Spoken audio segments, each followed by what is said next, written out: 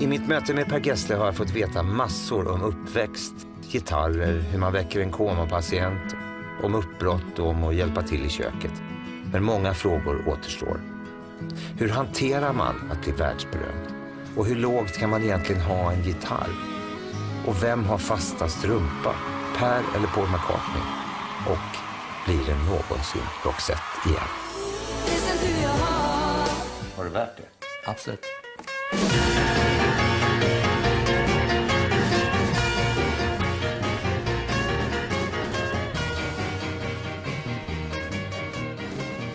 Jag var ju då nästan drygt 30 när jag blev knockad av det här då.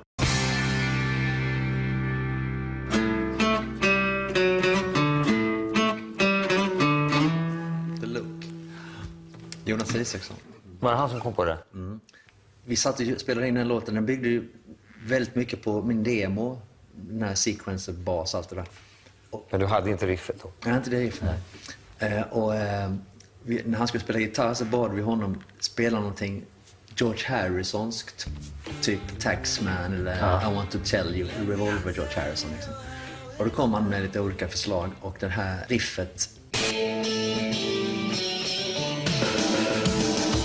Eld i isen, naken in till T-benet är en älskares förklädnad. Banka på huvudtrumman, skaka som en galen tjur. Hon har utseendet.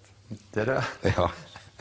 Ja, du känner igen det. Du hade inte kommit undan lika lätt om det hade varit på svenska. Jag skulle nog ha ändrat till sista raden att hon har ett lok då.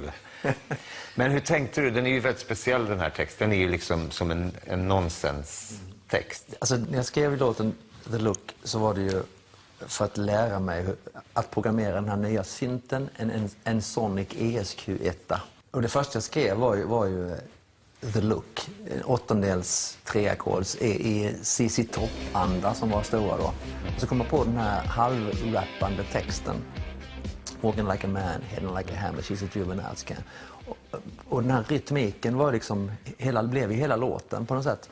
Så att jag satte ihop en nonsenstext för att komma ihåg rytmen. Men sen när jag försökte skriva en riktig text så kände jag att det går ju inte, det kan jag inte. Så bytte jag väl ut något litet ord då i den här nonsenstexten och gav det någon form av logik. Finns det någon logik i texten som du ser? Ja, det är ju någon sorts tumultartad upplevelse av en förälskelse, såklart. Och jag tyckte att det fanns en viss I am the walrus-känsla över det på något sätt. Någon sorts gobbledygook. Alltså det finns liksom ingen riktig logik, men det är det som gör att det blir spännande. Mm.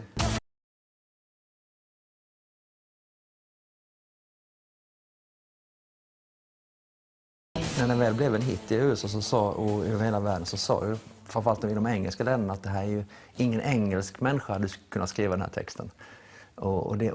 Det blev ju också till vår fördel såklart, till låtens fördel. Att den hoppar ut. Alltså min demo till The Look heter ju He's Got The Look. Den var ju tänkt att Marie skulle sjunga den.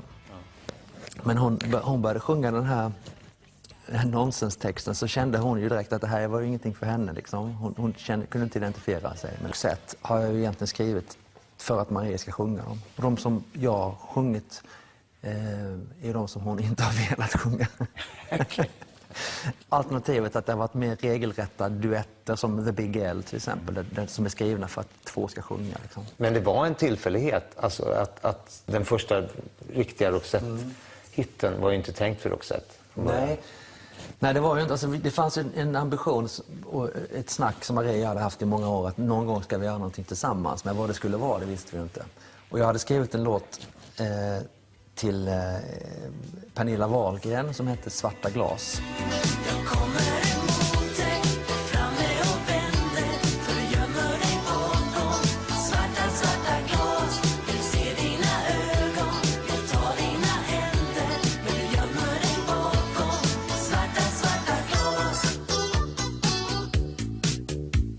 Men hon spelade aldrig in den och så min demo cirkulerade lite. Och så den dåvarande chefen på EMI, Roffe Nygren, han som av en händelse så sprang jag på honom uppe på EMI-kontoret och sa han, vad bra den där Svarta glas är, gör en engelsk text på den och spela in den med Marie, så har du den här låten som nu har snackat om att göra med Marie i alla dessa år.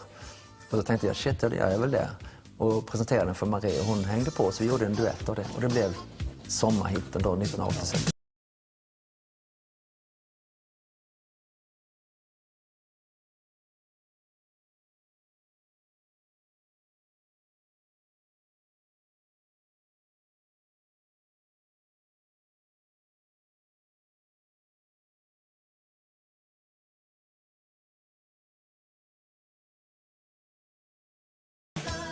Och jag hade då börjat prata om att göra min 3:e svenska soloplatta, men då var Emil inte speciellt intresserad av den, så jag hade liksom inget skivbolag. Men jag hade träffat Clarence Överman som skulle producera den här eventuella plattan då. Så han fick producera Neverending Love. Den blev en sån framgång, så att det ledde ju då till att vi spelade in den första Roxette-albumet. Jag har 11 frågor om när The Look blev etta i USA. Hur fick du reda på det? Jag vet att jag var i Halmstad och jag tror att någon ringde till mig, och det måste väl ha varit kanske Thomas Ertman som vi jobbade med då under väldigt kort tid, ett par, 3 månader. Ja, du vet, det är så jävla många ettor så jag kommer inte ihåg. Ja, jag vet. Jag vet att Marie Dimberg och någon på EMI gick ut på Café Opera och festade på kvällen. Men jag var inte med. Minns du vad du hade på dig? Nej, det gör jag ju såklart inte, men jag vet att Hallandsposten plåtade och då har jag en väldigt ful prickig skjorta. Vem ringde du först? Jag ringde säkert till Marie. Det måste ju varit helt galet. Ja. Vad gjorde du på kvällen själv? Nej, eller med Åsa? Jag satt väl hemma och tittade på Rapport, eller vad du sa. Ja, som du brukar göra. Men kvällen efter då? Var gick ni då?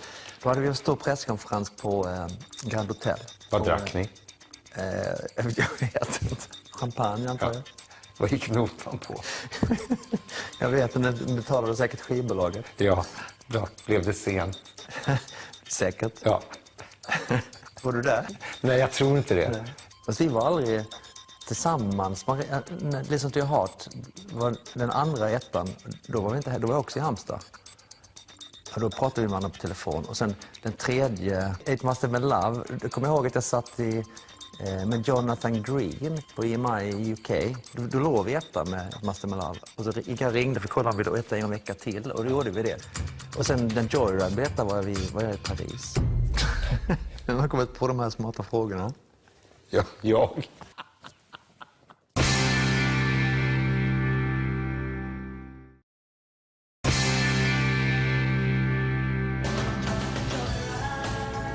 Jag sitter och snackar med Per Gessle i EMIs studio i Skärmarbrink utanför Stockholm. Samtalsämnet är Roxettes enorma framgångar. Man kan tänka att du skulle ha med dig den erfarenheten att komma från Halmstad till Stockholm när du kommer från Sverige till USA. Hur kändes det? Hur tacklar man den framgången? Hur bär man sig åt? Vi var väl lite chockade såklart över framgången. Samtidigt så var vi ju lite äldre också. Vi var ju Marie var ju 30, jag var 29 när det väl hände. Så vi hade ju lite erfarenhet. Samtidigt så hade vi inget klassiskt management som lotsade oss, utan vi gjorde ju en massa konstiga grejer. Vi åkte runt på såna här radiosvängar och gjorde playback inför radiostationer och deras gäster och sånt där. Playback i radio är kul. Ja, exakt. Vi visste liksom inte hur det funkade. Och vi kände ju att det här är inte vad vi vill. Och så småningom så visade det sig ju att den här erfarenheten att vi var duktiga live, det var ju något som skilde oss väldigt mycket från våra konkurrenter på den tiden. Milli Vanilli. Ja, okej. Var det de värsta konkurrenterna då? Ja, men de var ju härjade av Paula Abdul och Richard Marx och alla de här The Bangles. De var väl ganska okej live ändå. Men framförallt Marie var ju en fantastisk sångerska. Och det fanns ju ett kunnande där som inte kanske kom fram då direkt på skivbolaget. Vårt skivbolag i utomlands, inte minst i USA, de var helt övertygade om att Roxette var ett one-hit wonder. Ett svenskt band, Herre Jesus, 1989. Men sen när vi kom med 3:e singeln, då gav de vika, för den älskade de. Det var Listen to your heart, som också blev etta. Och sen var det ju dörren öppen såklart. Och sen kom Dangerous som blev 2:a. Och sen kom It Must Have Been Love.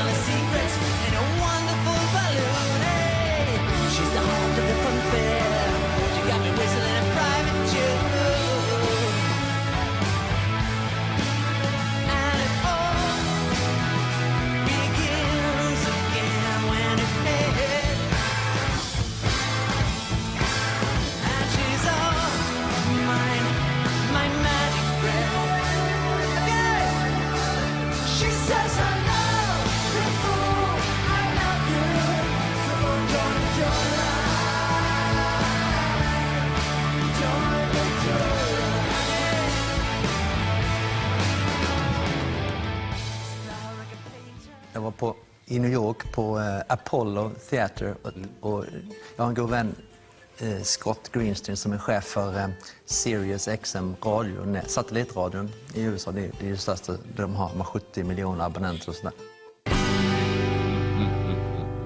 Sirius hade den här konserten för Paul. Så Åsa och jag åker upp dit och ni måste se det här, och han fixar biljetter och det är bara kändisar. Jag sitter här och Åsa sitter där och Keith Richards sitter där och Ron Wood sitter där, Tony Bennett sitter där, Jerry Seinfeld, Paul Simon. I alla fall så säger Scott så här: vill ni träffa Paul? Ja, för fan, jag har aldrig träffat Paul McCartney, det kan vara kul. Ja, häng med här. Då är det jag, Åsa och Howard Stern, han DJ:n, han jobbar också med Sirius. Vi ska in i green room och hälsa på Paul McCartney. Och så vi går in där då och småsnackar lite, så och helt plötsligt dyker ju Paul upp då i sin Beatles-suit, så liksom med tummarna upp så här. Du, fancy a picture anyone? Så här liksom. Ja visst. Så vi ställer oss då. Och jag ställer mig här och Åsa ställer sig i mitten och så står det Paul där, så är det en fotograf där. Så helt plötsligt känner jag liksom en hand på min skinka. Så här tänkte jag, Så tänkte jag, hoppas att det är Åsa. Så tar vi, men det var ingen mer med det. De liksom, ja, break a leg, så här kul att ses. Så vi går ut ur green room. Så sa jag till Åsa, var det du som satte handen på min skinka? Ja, så det var jag. Jag satte en på din skinka och en på Paul, för jag kände vi som hade skönast skinka. Och det hade Paul. Inte det är gulligt, det är min fru i nötskal. Det var mycket fastare och så.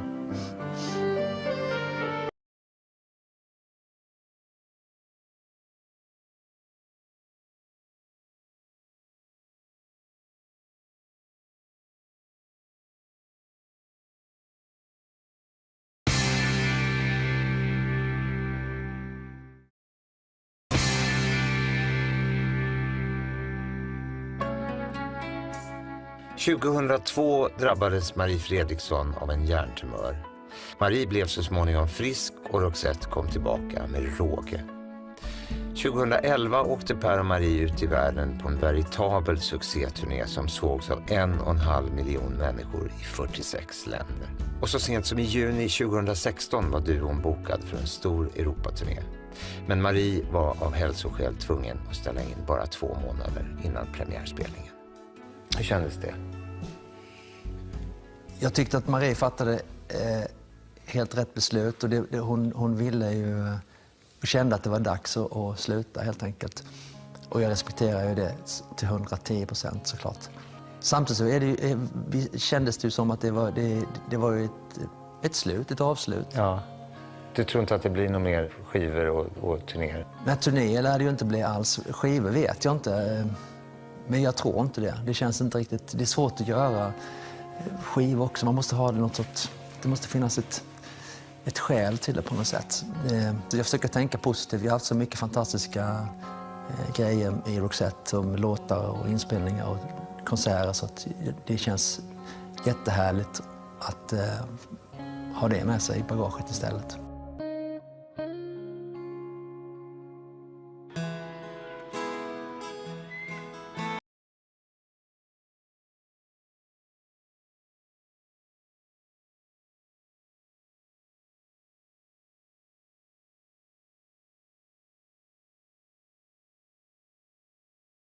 The time had run out.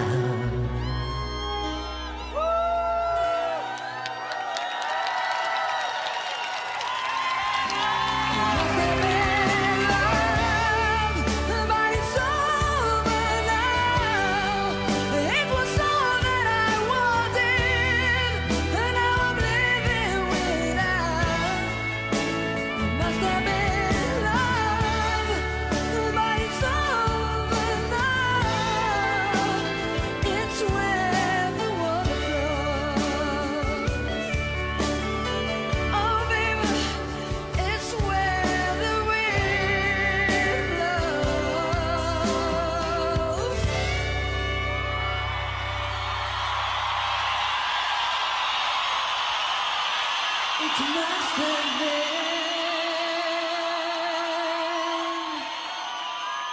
love. När Roxette läggs på is börjar Per skriva på svenska igen, och vad som egentligen är tänkt som ett projekt för Gyllene Tider mynnar så småningom ut i soloplattan Massarin.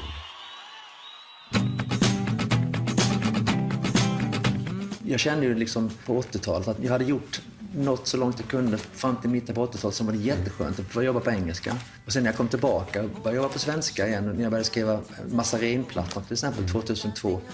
Det var ju en otrolig kick att skriva de här låtarna, för att jag hade inte gjort på så himla länge.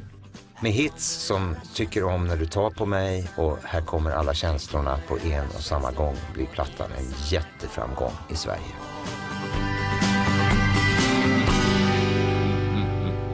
Jag ville inte släppa några singlar från Massarin-plattan alls, för jag hade jobbat så himla länge med singeltänket då i Roxette. Ironiskt nog så fick jag ju en av de största singlarna. Här kom alla känslorna. Men det var liksom inte tanken. Det fanns en tid när jag inte ens ville ha med den låten på plattan, för jag tyckte den var för pastischig. Den hade ingen riktig refräng och sådär.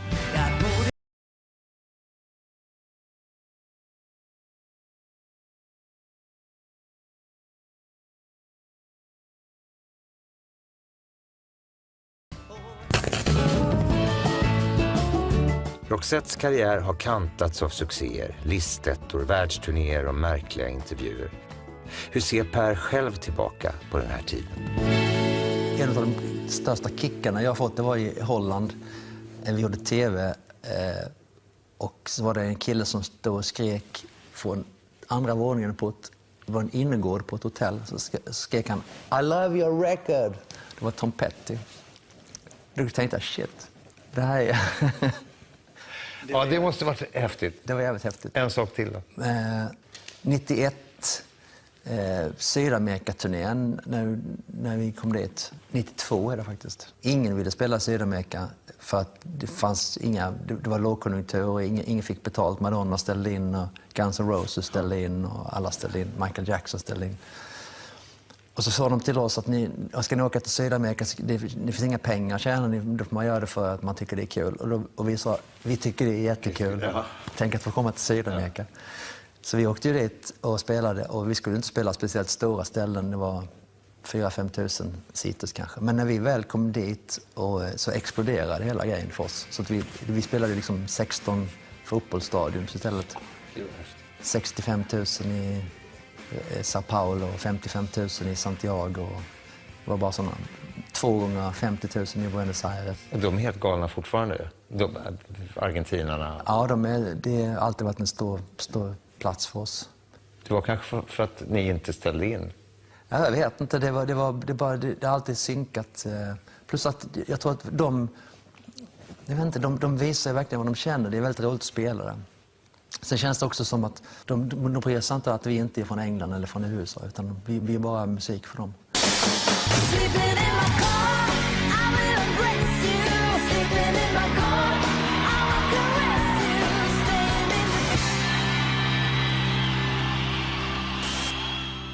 Inspiration och motivation måste ju vara på topp efter, speciellt den första USA-ettan? Ja, det är klart att man får ju ett enormt självförtroende av framgång, så är det ju. Vi visste ju att det var en väldigt bra skiva vi hade gjort. Det fanns väldigt mycket låtar. Jag kommer ihåg att jag sa till mig att om vi lyckas få hål med någon av de här låtarna så har vi en bra framtid för oss, för vi har så många låtar som är bra. Jag blev ju väldigt triggad av vår framgång. Det var väl en grej som jag tror så småningom skilde Marie och mig väldigt mycket åt.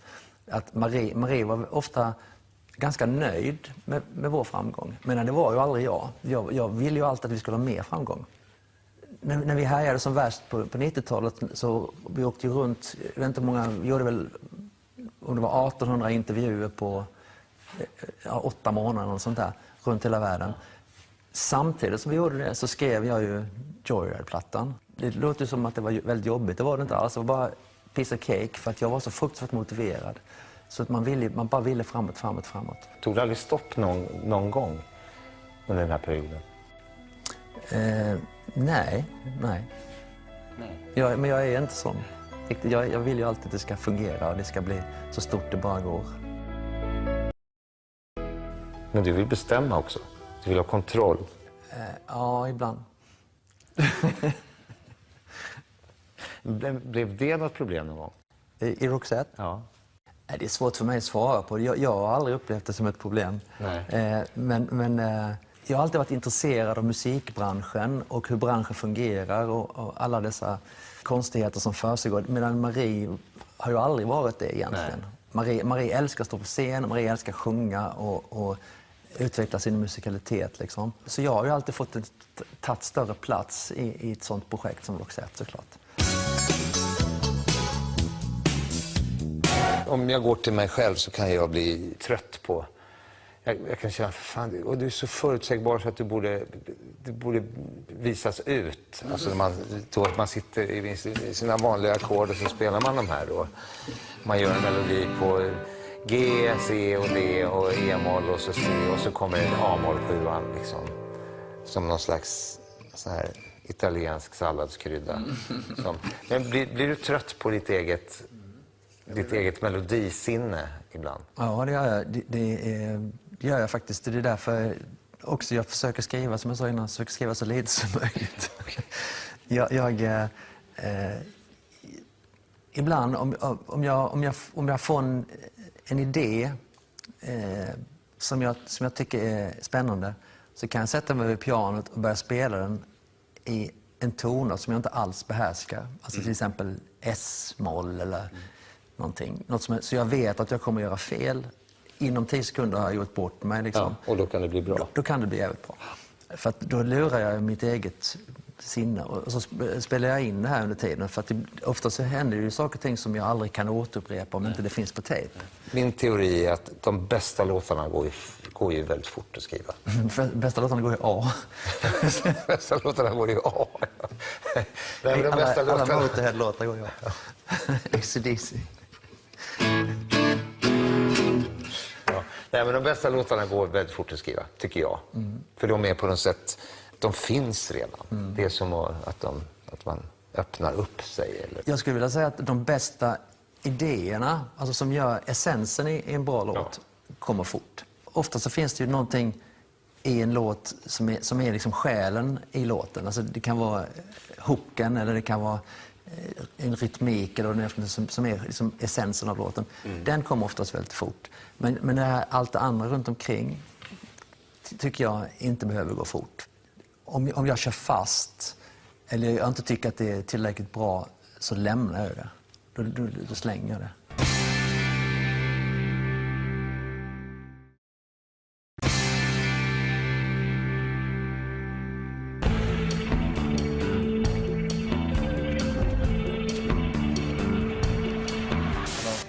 I'm cool, I walked through the frame. Boy, you want to cheap up, boy. Jag tänker på så här, stå på scen, påser och steg. Alltså jag har ju aldrig varit bekväm på scen förrän de sista åren egentligen. Alltså jag har alltid tyckt det har varit jobbigt att stå på scen. Jag har aldrig kunnat det riktigt. Det kanske var en av de här grejerna som vi borde fått lite mer tid åt som Gyllene Tider. Vi hade gjort 6 spelningar inför folk innan vi var etta på listan. Så jag har väl lärt mig the hard way helt enkelt, genom att göra hundratals spelningar. Vad som funkar och inte funkar. Och idag så känner jag mig väldigt bekväm på scen. Jag har inga problem med det. Jag tror att man ska tänka så lite som möjligt. Bara försöka vara så naturligt som möjligt.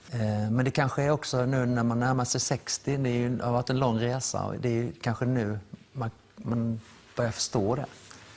Hur lågt kan man egentligen ha en gitarr hängande? Åker de upp med åldern? Ja, det gör det. Men i mitt fall så åkte de ju upp 96 när jag fick diskbråck. På grund av att jag var sned i hela min kropp. Så sa doktorn att du får höja gitarren åtminstone 10 centimeter. Jag hade väl stått så här på sniskan. Hur bra gitarrist är du? På en skala till 10 så är jag nog en 3. Jag låter nog bäst på akustisk gitarr och när jag får spela själv. Helt själv? Ja, för då utan plektrum? Utan plektrum kör jag på akustisk gitarr. Jag spelar med fingret. Så håller jag. Så. Ja. Småstadsbad.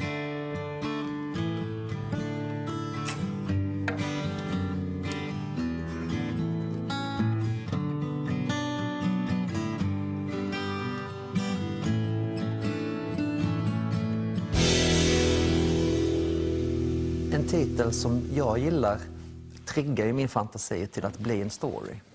Hur hittar du titlarna? Någonting som en taxichaufför säger, en artikel i en tidning, Flickan i en Cole Porter-sång är från en film. I want that girl in a Cole Porter-sång, säger Jack Lemmon i Save the Tiger. Jag har ju liksom alltid haft ett arkiv av titlar då. Allt från How Do You Do till Small Talk till Listen to Your Heart. Alltså alla de här låtarna börjar ju med titlar. Om du går och tittar på Spotifys topp 50 och kollar på låttitlarna så är det ju usla titlar för de ger ju inte någon form av någonting. Det anonyma försöker man ju alltid undvika. Och i popformatet eller i rockmusikformatet så är ju anonymitet det sämsta som finns. Du har ju bara 3 minuter oftast på dig, 3,5 minuter på dig att göra liksom en låt klar. Och då måste du ju göra en proppfull av så att den pockar på uppmärksamhet hela tiden. Ja. En catchy refräng, en jättebra produktion, introt, det får inte bli för tjatigt, men det får inte heller bli för ineffektivt. So Christopher, what do you say? I'll sell my house and get home. Yeah. Kan du känna den typen av starka känslor i studion när det blir liksom... Ja, det blir så bra. Det blir så jävla bra som man börjar gråta faktiskt. Ja, det händer faktiskt. Det är väl egentligen de stunderna som man är i studion för. Den här kreativa processen måste ju ha ett mål och en mening, och det är väl just att känna de grejerna. Att man känner att det här vad bra det här blev. Och ibland när jag har skrivit en låt eller en text och låtit det gå en tid och sen läser det eller lyssnar på det, så kommer jag inte riktigt ihåg att jag har skrivit det. Och jag förstår inte riktigt hur jag har resonerat mig fram till det har blivit. Men det är där på pränt och det är där i sång och musiken. Men jag vet inte riktigt hur det har gått till. Det är någon sorts, det lever sitt eget liv på något sätt. Det låter magiskt. We're here at Abbey Road Studios finally. Sedan många år tillbaka har Per spelat in sina soloplattor i medproducenten Kristoffer Lundqvists studio i Skåne. Men när det för snart 1 år sedan var dags att spela in nytt så blev det Nashville istället. En utflykt som resulterade i 2 nya album. En vacker natt och en vacker dag.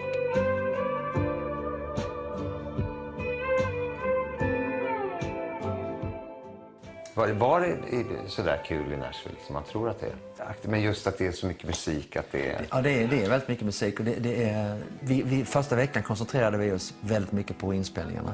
Jag har alltid kunnat se att något ovanligt ska ske. Men sen andra veckan så började vi ju åka in och käka middagar och gå lite på klubbar. Och det finns ju hur mycket som helst. Det finns sådana här akustiska klubbar där det är 3 oupptäckta talanger varje kväll som spelar. Och så sitter alla där och tycker och tänker och dricker öl. Ja, lite så. Och det är hela Nashville, eller hela musikkulturen präglar ju såklart hela stan. Jag ville att det skulle vara en väldigt personlig platta för att det gav sig själv. Jag kände att jag hade mycket på hjärtat och det kom kanske delvis av att i princip hela min familj dog. Min mamma dog, min brorsa dog och min syster dog.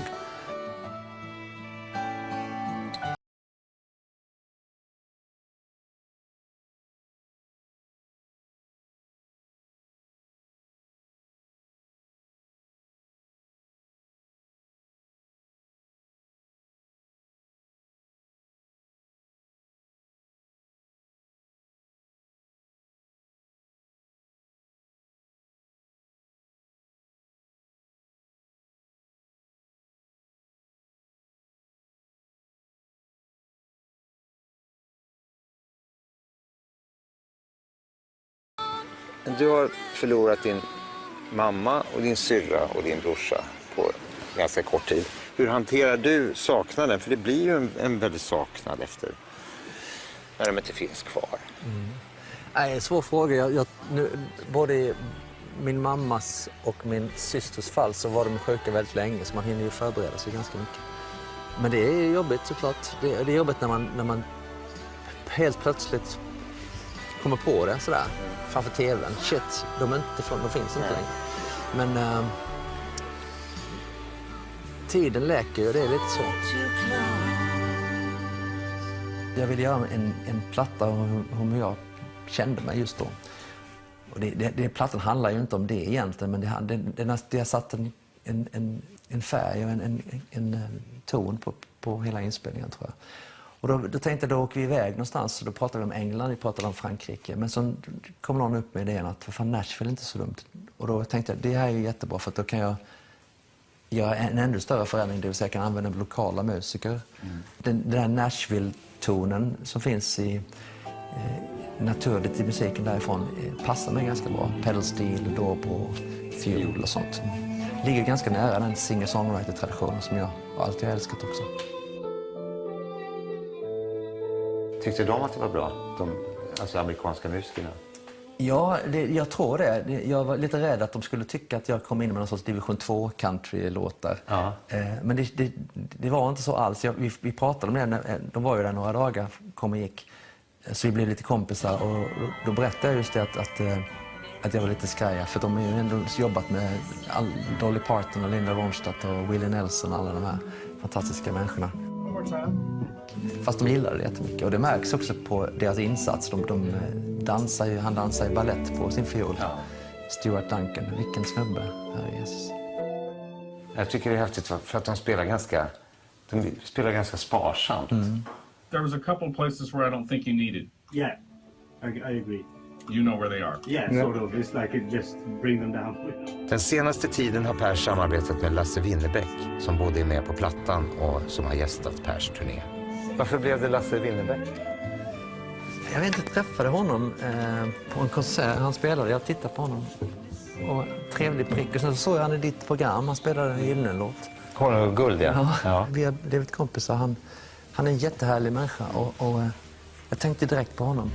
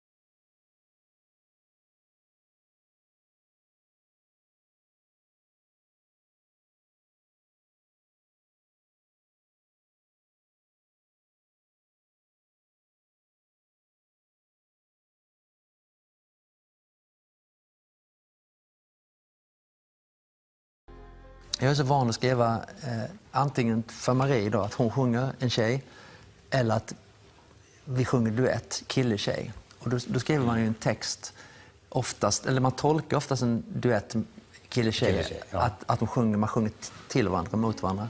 Jag skrev inte småstadsprat som duett, men när två killar sjunger duett så sjunger man liksom utåt. Vi sjunger inte till varandra, utan vi sjunger om samma sak.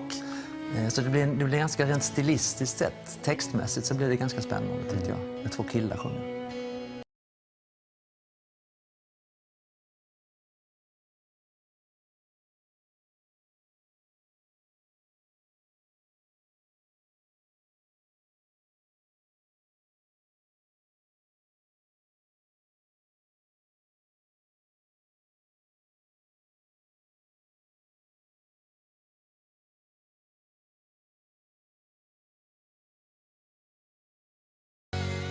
Varje grej som jag har gjort mig till en annan person. Ibland känns det som att jag har bara börjat. Jag skulle vilja göra mer grejer, för jag är alltid på jakt efter någonting. Jag har alltid grejer på gång. Det är liksom mitt jag på något sätt.